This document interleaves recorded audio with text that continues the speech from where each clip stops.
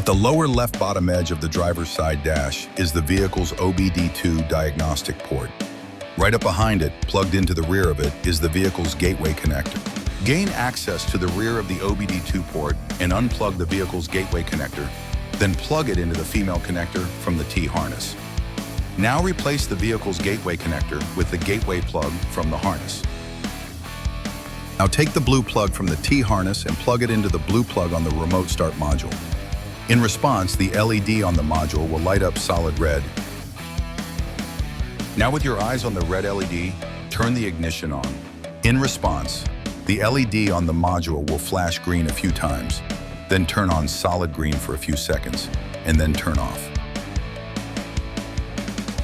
After you see the green LED turn off the ignition and remove your key.